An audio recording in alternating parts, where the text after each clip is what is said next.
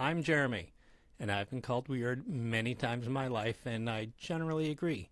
But what I found, in fact, is that everyone's a weirdo.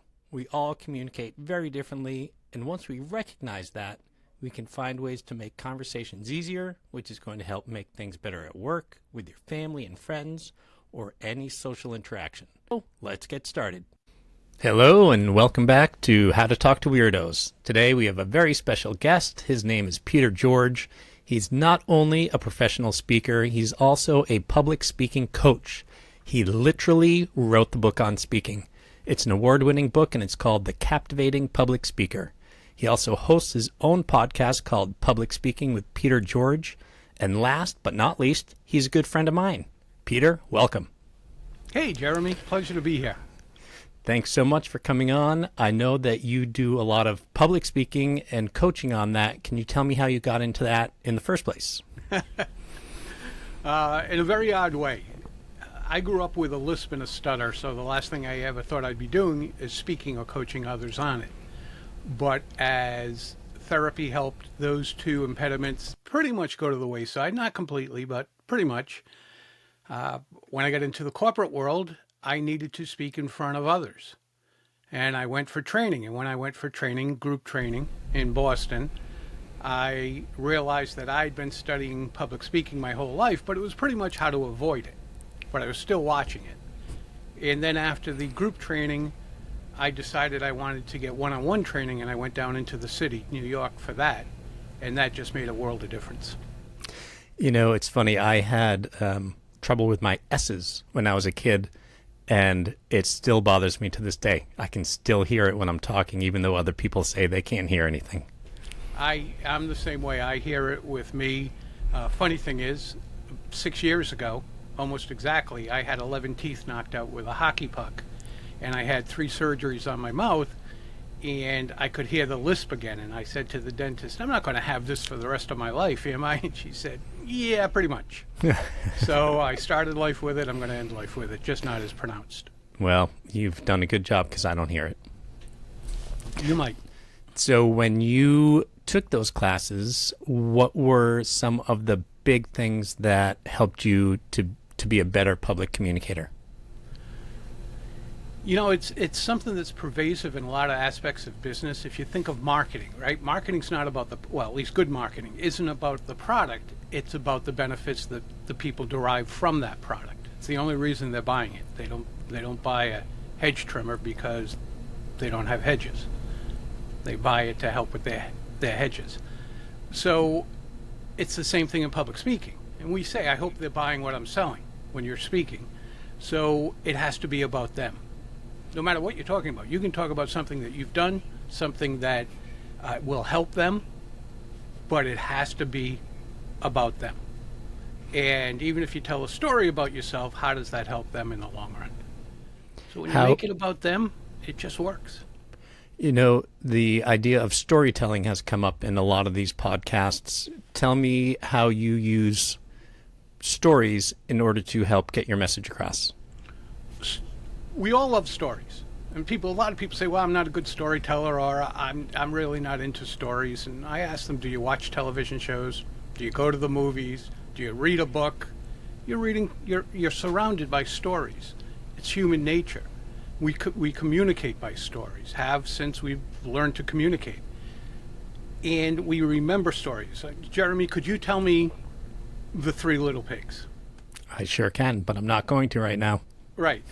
But when's the last time, I mean, your daughter's grown, so when's the last time you read it? Yeah, it's been 18 years. Right. But we can still take shots at that. Little Red Riding Hood, Goldilocks, Star Wars, whatever. We can remember stories. What we can't remember, most of us anyway, are nuts and bolts. We can't remember the figures. We can't remember the exact dollar amount, the number of widgets, whatever it is. But we can remember the stories if it's disseminated that way. So if we have to remember the exact number of widgets, well, that's when you write something down.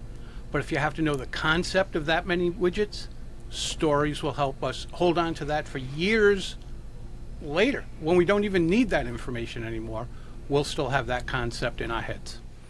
And it's great because that not only applies to public speaking, but just individual conversations that you have, with people on your team or coworkers. Stories go such a long way. I recently was reading a number of Aesop's fables, and Awesome. I didn't realize how many of them there were that I knew. A lot of the sayings that I use are from that, and that was 2,500 years ago. Right. Those were sticky stories. And he's still making personal appearances telling them. Really? That's Yeah. it's got to be expensive. Yeah, we remember so much is derived from things that we don't realize were stories told years and years ago. But if I told you a story and said, or gave you information, let's say, and said, last night at 11:21, this happened. Okay, that's kind of like a police report. But if I told you last night when it was dark and stormy, just prior to midnight, that will remain with you. The 11:21 won't. Nope. So, yeah, stories matter. Excellent. When you are coaching people on public speaking, are there one or two lessons that come up over and over again that are pretty consistent to help people? Yeah, one is, like we said before, it's all about the audience. Another is, because it's all about the audience, take the onus off yourself. We're constantly thinking, what if I screw up? What if I forget what I'm going to say? What if I? Well, it's not about you. It's about them. So take that weight off your shoulders. Doesn't mean you don't have to prep. It doesn't mean you don't have to learn how to do this well. But take that weight off your shoulders. And the other thing is, when you do that, breathe. You've got to do it anyway. You might as well do it purposefully. And just breathe. You know what happens when you stop breathing? It's not good. No, you die. Yep. It's not good. Not good. When you are coaching people, how often is fear the thing that's really hindering them, and how often is it technique? I'm not a big proponent of the fear of public speaking. Is it there? Sure it is. I mean, there are people who are clinical, but that's different. That's different than most of us saying, I just don't want to get up there and do it. And again, that's because I'm going, what if I screw up? What if? So that's because generally we know we haven't prepped, right? We waited till the night before to try to put this thing together. We procrastinated because we didn't want to do it. We were nervous about doing it or whatever, had this idea of fear in our heads. So we know we're not prepped and we're not going to do well. So we set the scene for us to fail, which means we're probably going to. And so that's one scenario. The other scenario is knowing that we're not skilled at this. No one ever taught us how to do this, yet I have to go up and do it.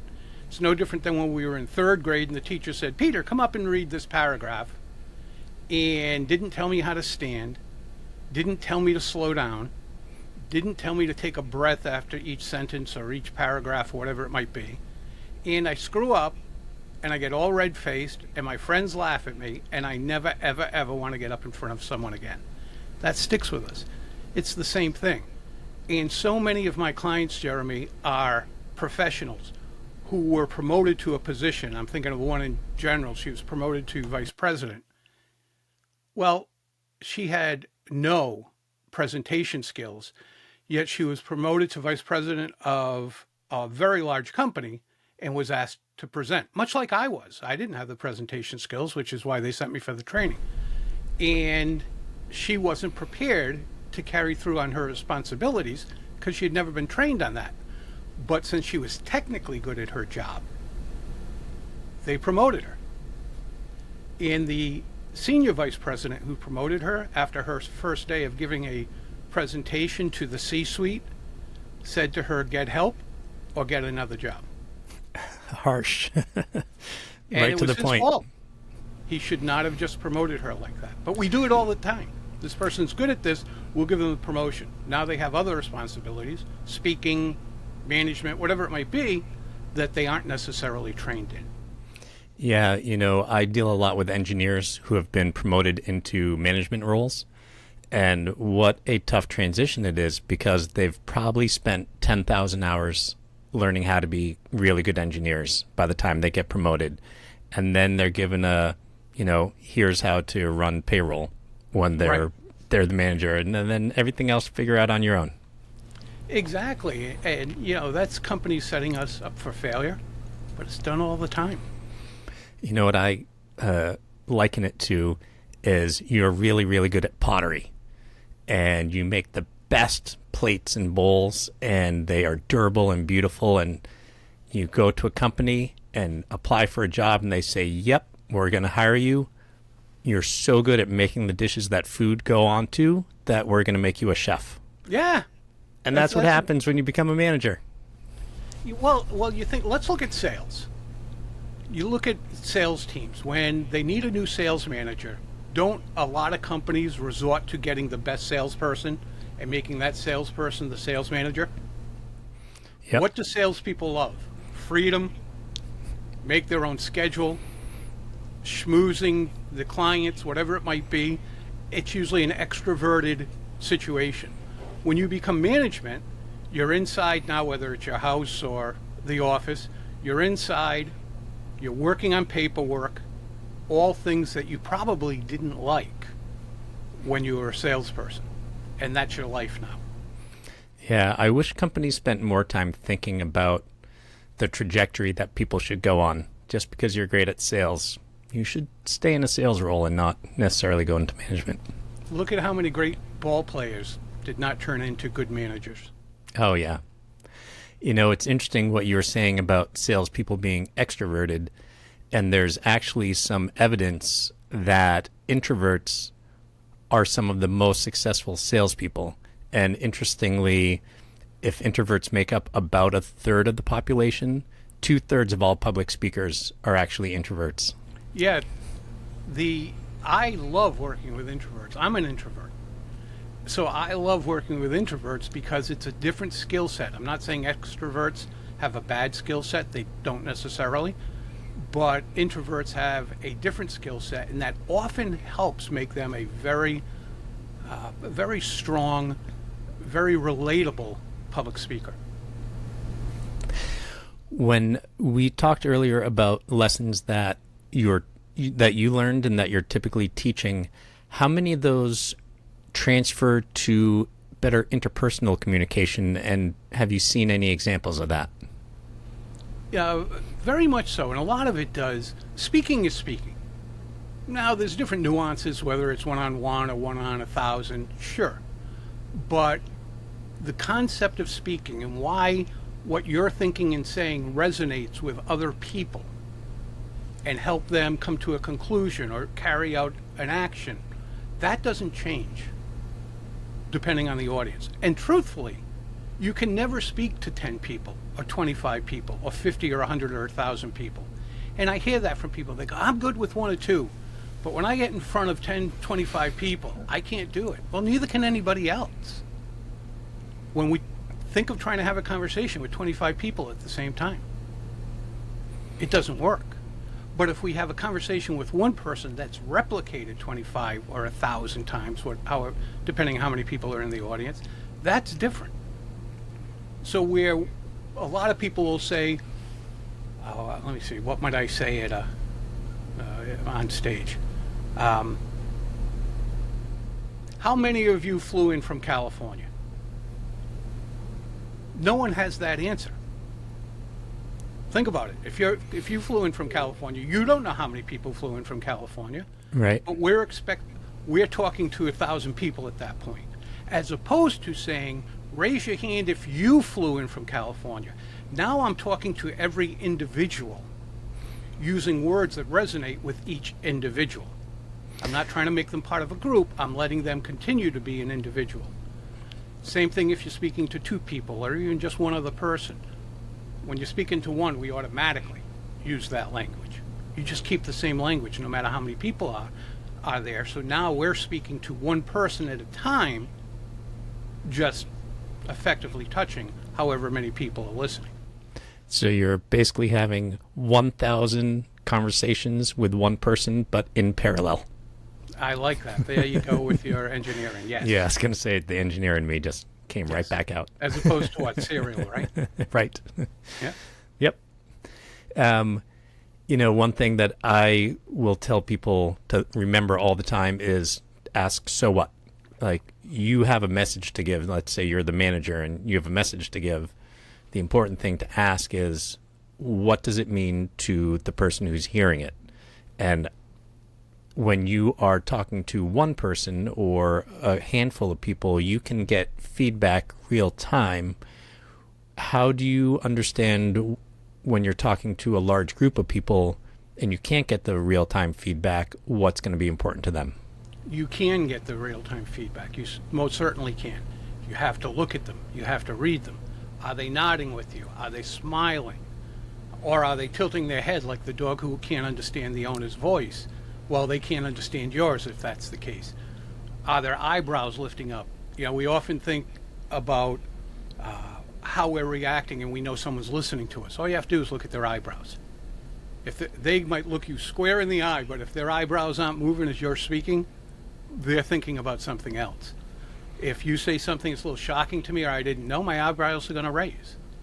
If I want to contemplate something or I disagree with you, my eyebrows will probably come down a little bit.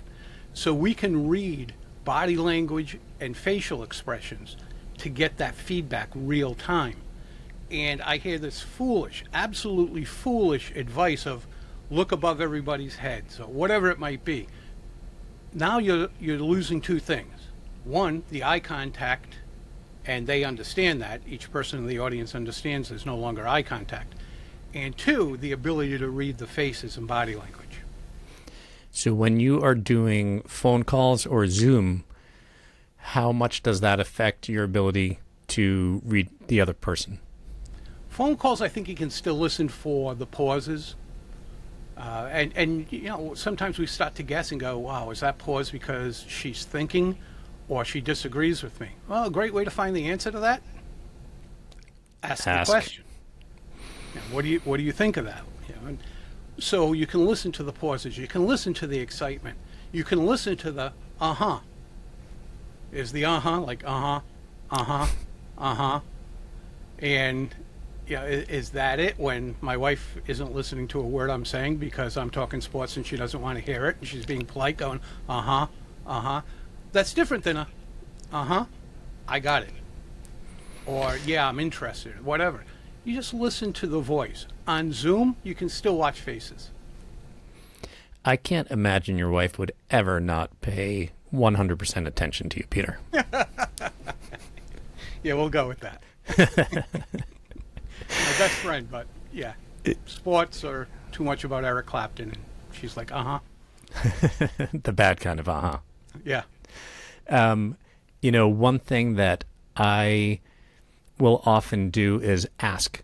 You talked about that, and I'm always amazed at how often people just make an assumption, and even if they're not sure, they will refuse to ask. And I think that interpersonal communication was difficult enough for me growing up. I didn't always feel like I understood people, so I just got in the habit of asking. Like, I don't think that you received what I just said the way I intended it. Can you tell me what you think you just heard? And then they will come back to me, and it saves some really potentially bad conversations that way. I agree with you. Think of the conversations that go like, wow, I'm not sure what she was thinking. You hang up the phone, now you have to follow up. Do I follow up with A, or do I follow up with B, or do I give A and B both? I'm not sure what I'm supposed to do here. And then we start to come up with all these different ideas that many of them aren't good to be at all. Instead of having just asked, what do you think, or how would you like me to follow up on this? When a speaker comes to me and says, what should I do? I'm going to speak in front of this audience. I've been hired by this corporation for this conference. What should I speak on? And depending on how long I've had that client, and I've had clients as long as 6 years, the answer might be a little more sarcastic than maybe with some other clients. And it's like, how am I supposed to know? How are you supposed to know? Talk to the audience. You know what the company wants you to accomplish. Now go talk to the audience. The audience is always the one with the answers. It beats the heck out of guessing. When we guess, we might miss the mark by 10 miles. And that's when they're bored, they get up and leave, you hear chit-chat, you hear the cough of death, where everybody just starts coughing a little bit and it gets contagious. You hear all that, and you can look at them and tell they're not engaged. It's because you missed the mark. You have to ask them. They have all the answers. So how does that relate to a business setting if you're meeting with, say, the boss or, a small team of people? Well, you can ask the boss, too, ahead of time. You can contact them. There's nothing wrong with contacting people ahead of time saying, I want to make this a presentation that's worth your time, worth your knowledge, and the like. Could you answer a few questions for me? Now, sometimes you'll get someone who say, you know what, I'm too busy. Speak to my assistant. They know that person well enough. And if it's not them, it's someone else on the team who's working in that particular, that spot, that job, whatever it might be, and they can answer the questions. But get the questions. It helps a lot. And the other thing in a situation like that is if you've got, let's say you've got the CEO who was in marketing, the CFO who was obviously in finances, the CIO, whoever's the head of engineering, you've got 4 different mindsets in that room. Mm-hmm. If you speak to either your mindset, like yours would be engineering, mine would be marketing, if either one of us spoke to just that mindset, 3 people are going to tune out. So you have to speak to each one, and you could actually say, but there might be better ways to say it, but you could actually say, and what this means to you, Mr. CEO, as a marketer, and what this means to you, Ms. Engineer, as an engineer, and put it in their context, because they don't speak the same language. Do they understand? Sure. Does it truly resonate with them? Probably not.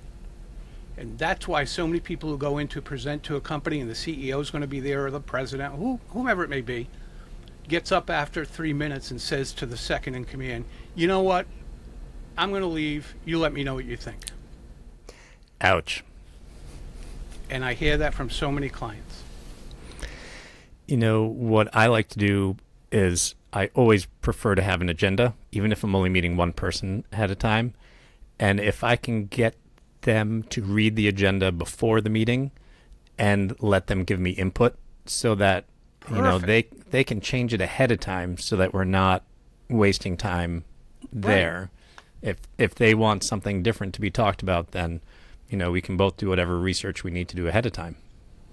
I had a company from Philly contact me, and they wanted me to work with their team in Rhode Island. And their team in Rhode Island wasn't really performing all that well. And I met with the 4 people that were in charge of this team and said, could you just do a rundown on your presentation? And they did it. They sat at the conference room table and they did it. And I said, hey, that's great. Now, this time, could you actually stand up and do the presentation as if I were a prospect? And they said, well, that's how we do it. We just sit around the table. I said, and you use the remote and you've got PowerPoint? Yep. Okay, can you show me the PowerPoint slides? The first 13 slides was let us tell you more about us. Oh. We've been around since 1891. We have 32 offices, 1 in Dublin, 1 in England, the rest are in the U.S. I said, which one are they going to use? The Rhode Island office. Then why do they care that there's 1 in London or Dublin? So, and we were founded by this guy. Does anybody care about this guy anymore? No. Do you guys in the company even care about this guy anymore? He's been dead since 1950. No. Why are we telling people who have no use for this information? Why are we taking up their time? So they spent all this time in one slide, Jeremy, and this is dead on accurate. They had 26 services, financial services, 26 services to sell to a client. Not this client, a client, or any client. 26 services available. On one slide, they had 26 boxes. And on the top of each of those boxes was the name of the service. And then every box had 5 major bullet points having to do with that service. Whoa. Do the math. Yeah, 130 points. And they stood there and talked about every single one of them. And I asked them, and we had a prospect that they just lost to a competitor. I said, on that prospect, how many of these 26 services might they have been interested in? 1, and maybe down the road, a second one. I said, but you took their time talking about 24 others times 5. I've gotten to the point where I have so little tolerance for that. If someone's presenting to me, I will just stop them and say, none of this matters to me. Can you get Right. to, like, I have limited time. But Well, this particular company, when I said it to these 4 people, they're all men, 4 gentlemen, I said, can you just skip these slides? And they said, no. If our boss was ever with us and we skipped a slide, corporate demands we go through these slides. oh wow, Like, they're just setting you guys up for failure. So when I talked to the person who hired me at the corporate offices in Philly, I said, you're sabotaging them, or the company is. It's pretty much the marketers is sabotaging these guys. And they say, yeah, we haven't been using these slides for a while now, and hadn't been using them, and we just started using them again. Rhode Island's success might have gone down more quickly, but overall it's all going down. And I says, your slides, you're up there boring the living hell out of people. You're not talking to them. It would be like me wanting to buy a car and you telling me about a boat engine. Like, but it's not why I'm here. you know, that's a common saying about engineers. You ask an engineer what time it is, and they will explain how to build a watch. Right. No one wants to know how to build a watch. They No. just want to know what time it is. Nope, exactly. So it's like anything. When people come to me, they don't want to learn public speaking. They do ultimately, but that's not what they want. When I have a prospect, I say, why are you contacting me? What do you want to get out of it? No one ever says, I want to have more public speaking skills. They may say, I want to be a more confident speaker. I want to be more confident going out into presentations. I don't feel adequate when I'm speaking in front of the C-suite. It's generally, I teach public speaking, but I deliver confidence. And that's in the title of your book, right? Can you tell us a little bit more about that? Well, that's the captivating public speaker. But yeah, it was almost the confident public speaker, but that was already out there. Oh, okay. The captivating public speaker, it's a book that takes you right through what I do with my clients, which is the first thing we do is learn how to develop a presentation that resonates with people. And it's not just words. There are many different ways to do it. I use a particular one that I call the AMP framework, and that's audience, message, presentation, and delivery. So it's building it based on the audience, because you do your research first, decide what your message is going to be, build the presentation around that message, the goal, your main point, and then how to deliver it, body language, voice, all these different things that not only keep people enthused and enthralled with what you're saying, but it connects with them mentally. And once you learn to do that, it helps no matter where you are. Delivering a presentation to 1,000 people, in an office with 3 people listening to you, at home with a significant other, it all works because it's interpersonal communication with people. Nice. Peter, this has been great, and we need to start wrapping up. But before we do, I'm going to ask you my 3 questions. And the first one, 2-part, is what is a place you've traveled to and loved, and where's a place you haven't been yet but want to go? Place I've traveled to and loved is always Maine. I've been going to Maine since I was a little kid. My mom was from nowhere, Maine. And every part of Maine to me brings a different aspect of the state, whether it's at the coast, inland in the mountains, wherever it may be. And I love going back to Maine as much as I can. Excellent. And where's a place you haven't been yet that want to go? Probably Paris. Ooh, good choice. The reason is my wife wants to go to Paris. So So effectively you do too. yeah. Unless she's going to go with someone else, I probably want to go to Paris too.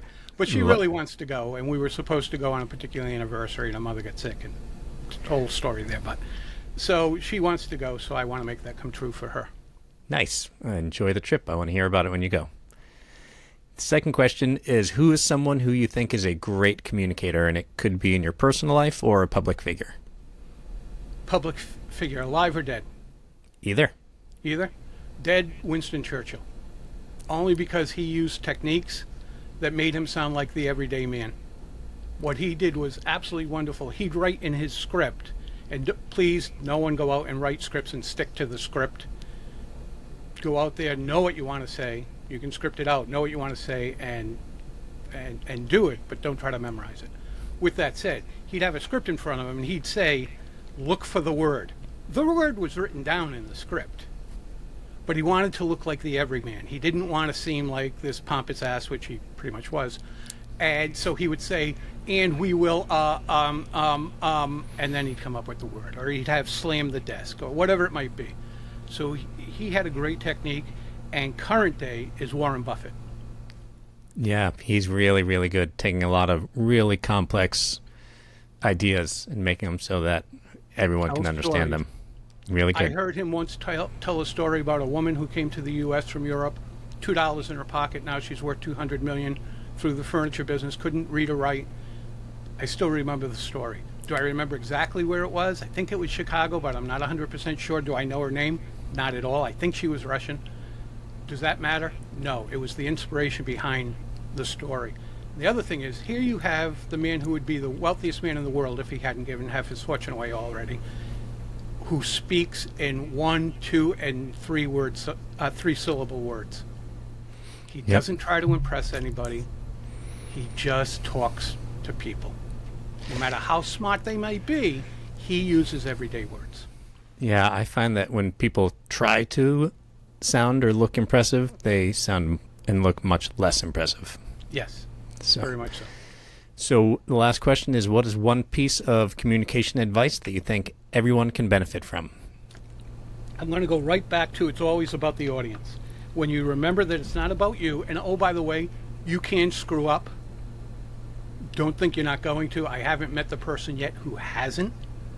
And, put yourself in their place. Do you ever wish, Jeremy, for a speaker to fail? No, we always want them to succeed. Right. When you were in school, did you say on the first day of a particular class, man, I hope this professor sucks. He's boring. he speaks in a monotone voice. I hope this is the longest 3 months of my life. Nope.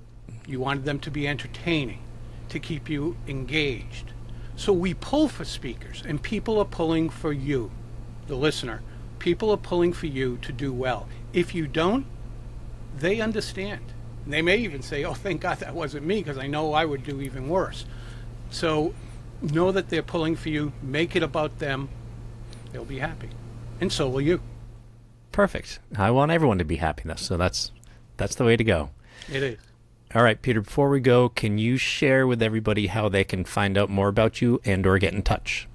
Yep. For either finding out more or getting in touch, you can go to petergeorgepublicspeaking.com. Pretty straightforward. petergeorgepublicspeaking.com. You can read about how I help people, how I work with them. If you want to discuss that with a free consultation, there's a button to schedule that right there. Hit that button. It'll schedule it for you. And it'll tell you about everything else, too, as well as my book. And you can click on there and go to Amazon and grab it there if you'd like. Wonderful.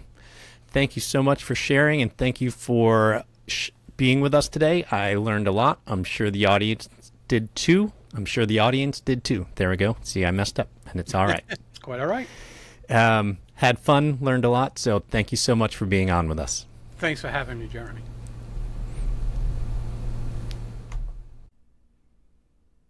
Thank you for listening to How to Talk to Weirdos. Check out my website at www.jeremydorenspeaks.com or follow us on LinkedIn or Instagram at Jeremy Doran Speaks, where you can get more great content or give feedback on what topics you'd like me to talk about next.